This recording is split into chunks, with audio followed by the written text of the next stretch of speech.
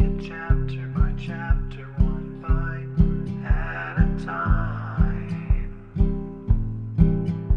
So many adventures and mountains we can climb. Take it word for word, line by line, one bite at a time.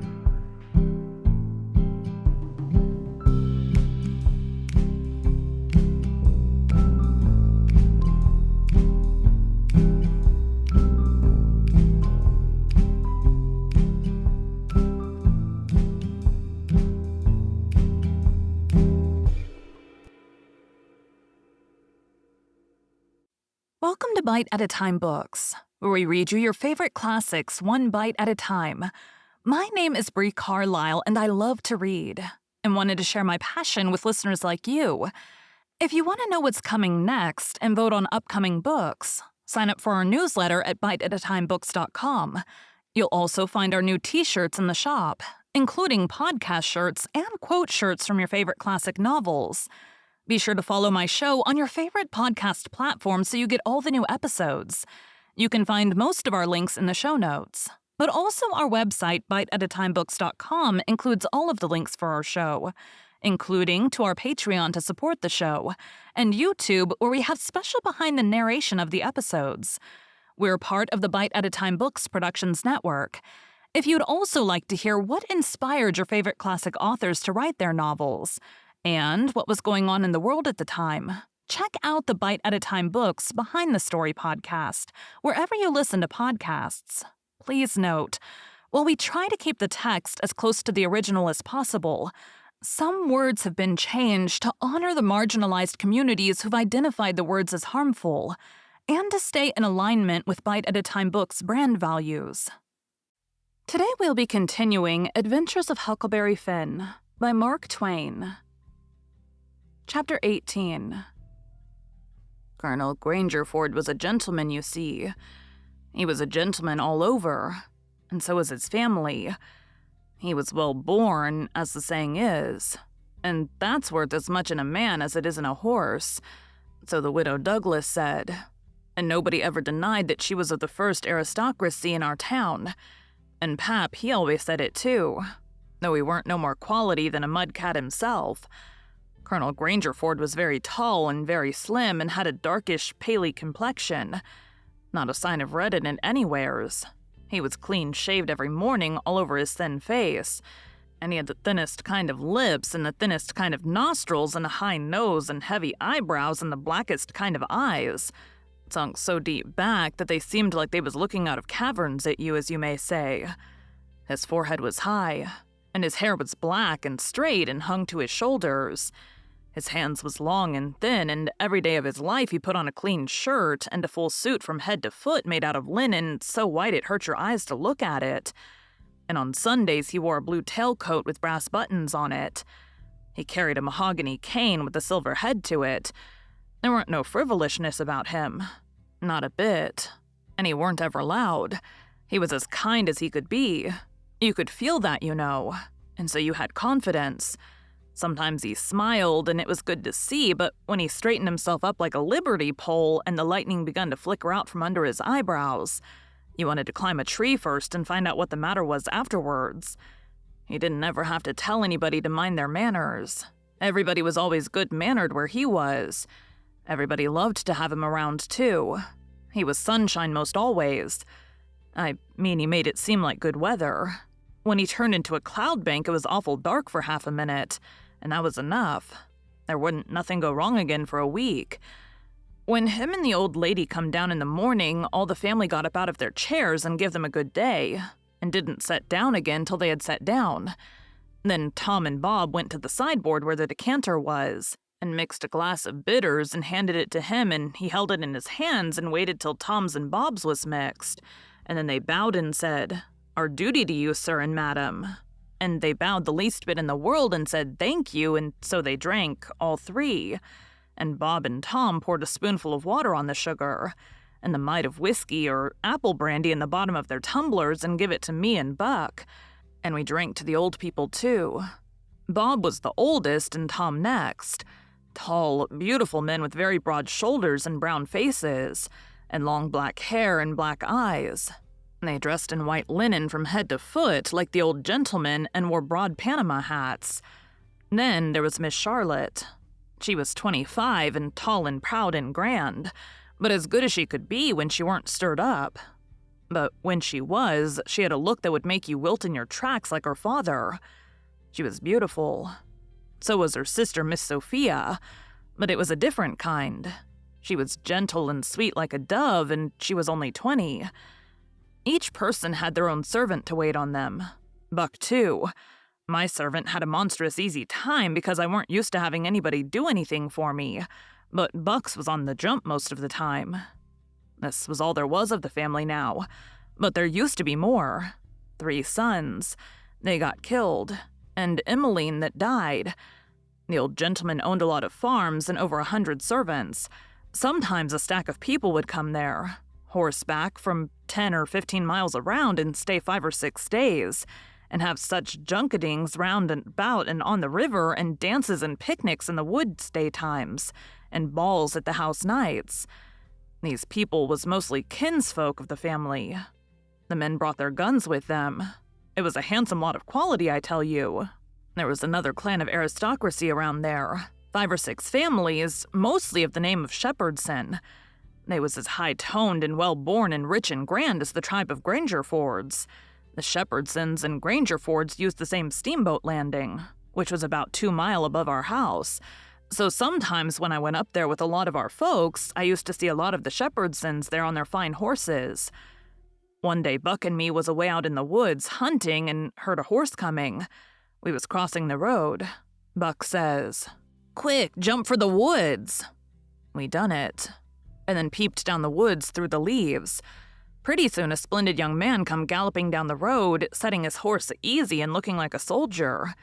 He had his gun across his pommel. I had seen him before. It was young Harney Shepherdson. I heard Buck's gun go off at my ear and Harney's hat tumbled off from his head.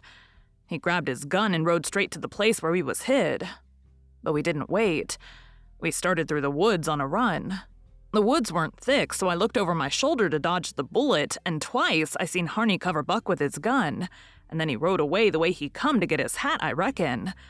But I couldn't see. We never stopped running till we got home. The old gentleman's eyes blazed a minute. 'Twas pleasure mainly, I judged. Then his face sort of smoothed down, and he says kind of gentle, "I don't like that shooting from behind a bush. Why didn't you step into the road, my boy?" "The Shepherdsons don't, father. They always take advantage." Miss Charlotte, she held her head up like a queen while Buck was telling his tale, and her nostrils spread and her eyes snapped. The 2 young men looked dark, but never said nothing. Miss Sophia, she turned pale, but the color came back when she found the man weren't hurt. Soon as I could get Buck down by the corn cribs under the trees by ourselves, I says, "Do you want to kill him, Buck?" "Well, I bet I did." "What did he do to you?" "Him? He never done nothing to me." "Well, then why do you want to kill him for?" "Why, nothing, only it's on account of the feud." "What's a feud?" "Why, where was you raised? Don't you know what a feud is?" "Never heard of it before. Tell me about it." "Well," says Buck, "a feud is this way. A man has a quarrel with another man and kills him, then that other man's brother kills him, then the other brothers on both sides goes for one another. Then the cousins chip in, and by everybody's killed off and there ain't no more feud. But it's kind of slow and takes a long time." "Has this one been going on long, Buck?" "Well, I should reckon. It started 30 years ago or summers along there. There was trouble about something and then a lawsuit to settle it, and the suit went again on one of the men, and so he up and shot the man who won the suit, which he would naturally do, of course. Anybody would." "What was the trouble about, Buck? Land?" "I reckon maybe, I don't know." "Well, who done the shooting? Was it a Grangerford or a Shepherdson?" "Laws, how do I know? It was so long ago." "Don't anybody know?" "Oh yes, Pa knows, I reckon, and some of the other old people, but they don't know now what the row was about in the first place." "Has there been many killed, Buck?" "Yes, right smart chance of funerals, but they don't always kill. Pa's got a few buckshot in him, but he don't mind it 'cause he don't weigh much anyway. Bob's been carved up some with a bow tie, and Tom's been hurt once or twice. Has anybody been killed this year, Buck? Yes, we got one and they got one. About 3 months ago, my cousin Bud, 14 years old, was riding through the woods on the other side of the river and didn't have no weapon with him, which was blame foolishness. And in a lonesome place, he hears a horse a-comin' behind him and sees old Baldy Shepherdson a-linking after him with his gun in his hand and his white hair flying in the wind. Instead of jumping off and taking to the brush, Bud 'lowed he could outrun him. So he had it, nip and tuck for 5 mile or more, the old man a-gaining all the time. So at last Bud seen it weren't any use, so he stopped and faced around so as to have the bullet holes in front, you know. And the old man, he rode up and shot him down. But he didn't get much chance to enjoy his luck, for inside of a week our folks laid him out. I reckon that old man was a coward, Buck. I reckon he weren't a coward, not by a blame sight. There ain't a coward amongst them Shepherdsons, not a one. And there ain't no cowards amongst the Grangerfords either. Why, that old man kept up his end in a fight one day for half an hour against 3 Grangerfords and come out winner. That was all a horseback. He lit off on his horse and got behind a little wood pile and kept his horse before him to stop the bullets. But the Grangerfords stayed on their horses and capered around the old man and peppered away at him. And he peppered away at them. Him and his horse both went home pretty leaky and crippled, but the Grangerfords had to be fetched home. And one of 'em was dead and another died the next day. No, sir. If a body's out hunting for cowards, you don't want to fool away any time amongst them Shepherdsons, because they don't breed any of that kind. Next Sunday we all went to church. About 3 mile, everybody a horseback. The men took their guns along. So did Buck, and kept them between their knees or stood them handy against the wall. The Shepherdsons done the same. It was pretty ornery preaching, all about brotherly love and such like tiresomeness. But everybody said it was a good sermon. And they all talked it over going home and had such a powerful lot to say about faith and good works and free grace and predestination. And I don't know what all. That it did seem to me to be one of the roughest Sundays I had run across yet. About an hour after dinner, everybody was dozing around.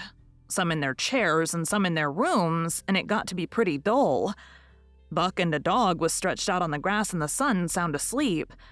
I went up to our room and judged I would take a nap myself.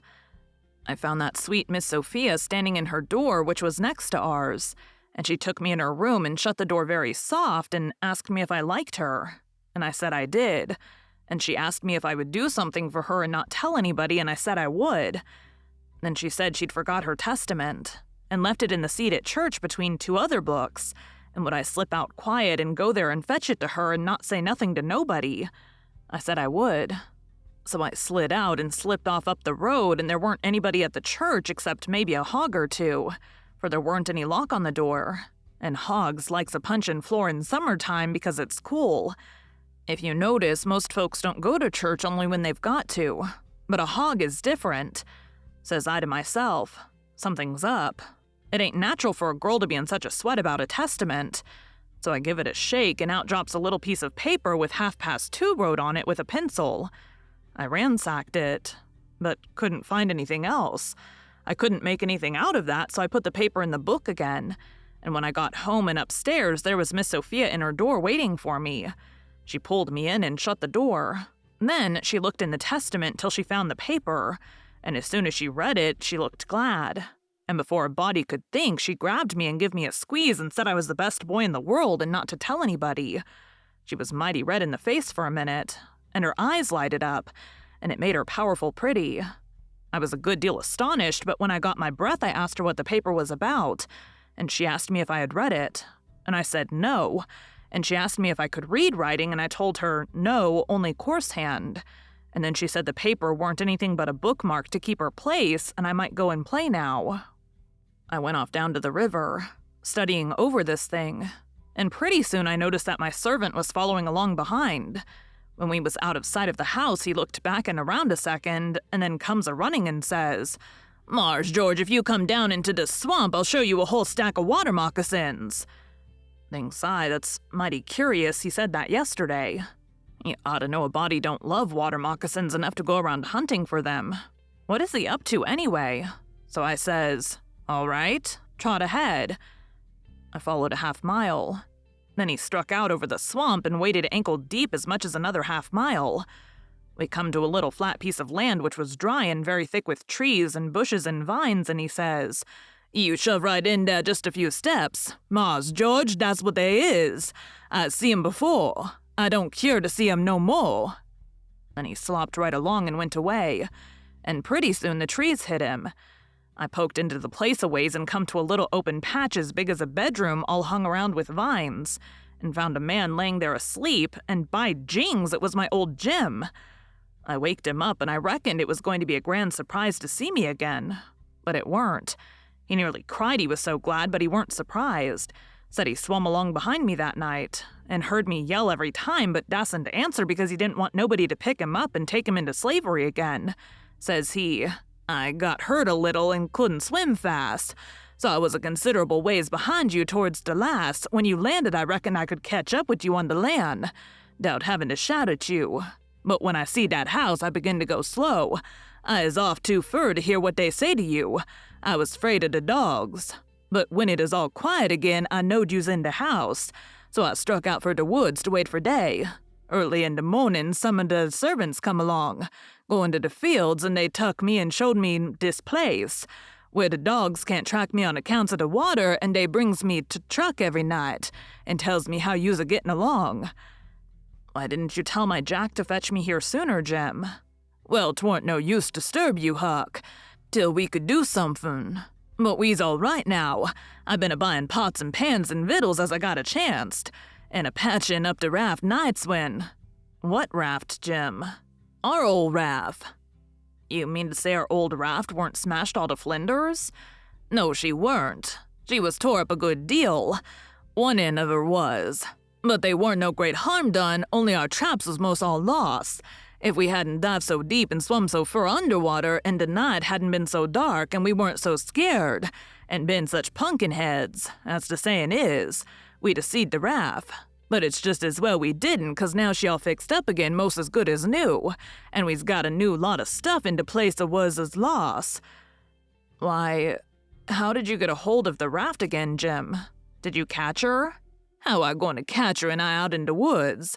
No, some of the servants found her ketched on a snag along here in the bend, and they hid her in a crick 'mongst the willows, and they was so much jawin' 'bout which un she belonged to most that I come to hear about it pretty soon, so I ups and settles the trouble by tellin' 'em she don't belong to none of 'em, but to you and me, and I asked 'em if they'd goin' to grab a young white gentleman's property and get a hidin' for it.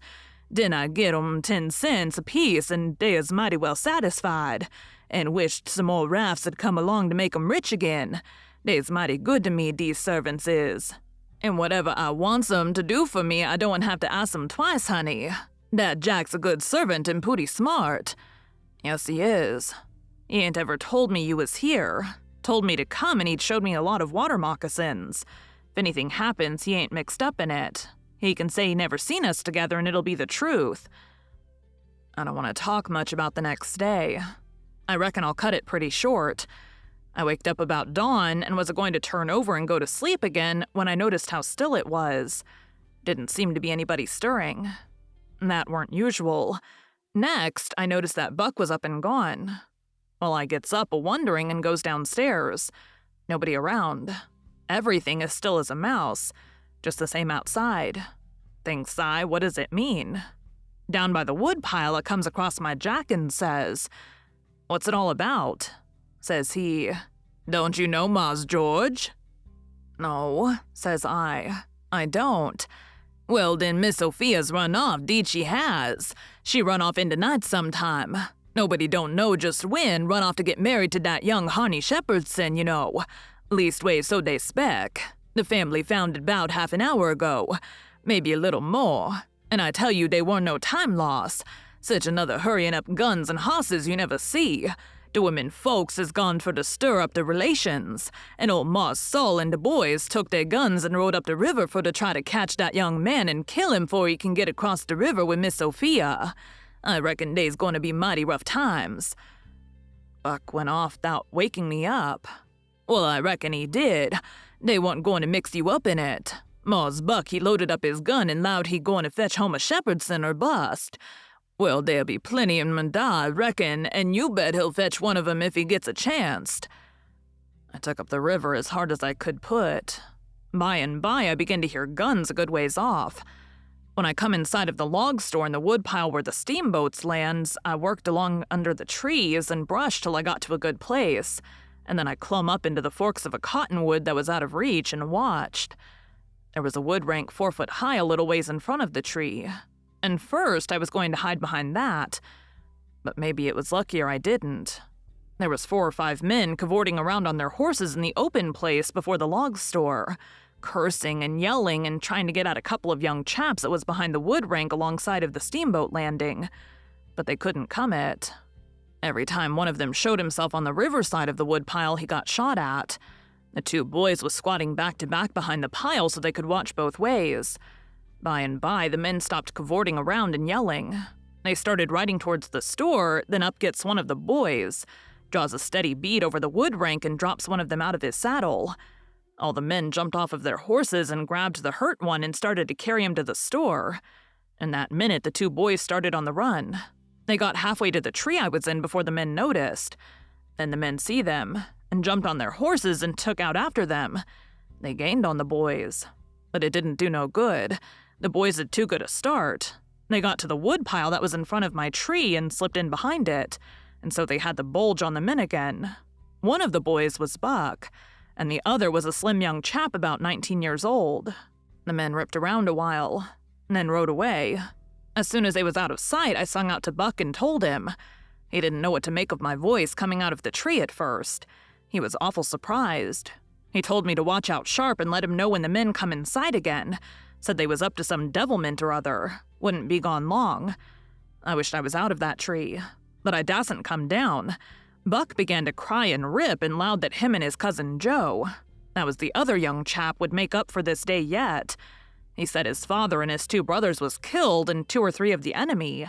Said the Shepherdsons laid for them in ambush. Buck said his father and brothers ought to wait for their relations. The Shepherdsons was too strong for them. I asked him what was become of young Harney and Miss Sophia. He said they'd got across the river and was safe. I was glad of that, but the way Buck did take on because he didn't manage to kill Harney that day he shot at him. I ain't ever heard anything like it. All of a sudden, bang, bang, bang goes 3 or 4 guns. The men had slipped around through the woods and come in from behind without their horses. The boys jumped for the river, both of them hurt, and as they swum down the current, the men run along the bank shooting at them and singing out, "Kill them, kill them." It made me so sick I most fell out of the tree. I ain't going to tell all that happened. It would make me sick again if I was to do that. I wished I hadn't ever come ashore that night to see such things. I ain't ever going to get shut of them. Lots of times I dream about them. I stayed in the tree till it begun to get dark, afraid to come down. Sometimes I heard guns away off in the woods, and twice I seen little gangs of men gallop past the log store with guns. So I reckoned the trouble was still a-going on. I was mighty downhearted. So I made up my mind I wouldn't ever go near that house again because I reckoned I was to blame somehow. I judged that that piece of paper meant that Miss Sophia was to meet Harney somewheres at 2:30 and run off. And I judged I ought to told her father about that paper and the curious way she acted, and then maybe he would have locked her up and this awful mess wouldn't ever happened. When I got down out of the tree, I crept along down the riverbank a piece and found the 2 bodies laying in the edge of the water and tugged at them till I got them ashore. Then I covered up their faces and got away as quick as I could. I cried a little when I was covering up Buck's face, for he was mighty good to me. It was just dark now. I never went near the house, but struck through the woods and made for the swamp. Jim weren't on his island, so I tramped off in a hurry for the crick and crowded through the willows, red hot to jump aboard and get out of that awful country. The raft was gone. My souls, but I was scared. I couldn't get my breath for most a minute. Then I raised a yell. A voice not 25 foot from me says, "Good land, is that you, honey? Don't make no noise." It was Jim's voice. Nothing ever sounded so good before. I run along the bank a piece and got aboard, and Jimmy grabbed me and hugged me. He was glad to see me. He says, "Laws bless you, chile. I's right down shows you dead again. Jack's been here. He says he reckon you been shot 'cause you didn't come home no more. So I's just this minute a-startin' to raft down towards the mouth of the crick, so's to be all ready for to shove out and leave as soon as Jack comes again and tells me for certain you is dead. Lawsy, I's mighty glad to get you back again, honey. I says, all right, that's mighty good. They won't find me and they'll think I've been killed and floated down the river. There's something up there that'll help me think so. So you don't lose time, Jim, but just shove off for the big water as fast as ever you can. I never felt easy till the raft was 2 miles below there and out in the middle of the Mississippi. Then we hung up our signal lantern and judged that we was free and safe once more. I hadn't had a bite to eat since yesterday. So Jim, he got out some corn dodgers and buttermilk and pork and cabbage and greens. There ain't nothing in the world so good when it's cooked right. And whilst I eat my supper, we talked and had a good time. I was powerful glad to get away from the feuds, and so was Jim to get away from the swamp. We said there weren't no home like a raft after all. Other places do seem so cramped up and smothery, but a raft don't. You feel mighty free and easy and comfortable on a raft. Thank you for joining Bite at a Time Books today, while we read a bite of one of your favorite classics. Again, my name is Bree Carlile, and I hope you come back tomorrow for the next bite of Adventures of Huckleberry Finn. Don't forget to sign up for our newsletter at biteatatimebooks.com and check out the shop. You can check out the show notes or our website, biteatatimebooks.com, for the rest of the links for our show. We'd love to hear from you on social media as well.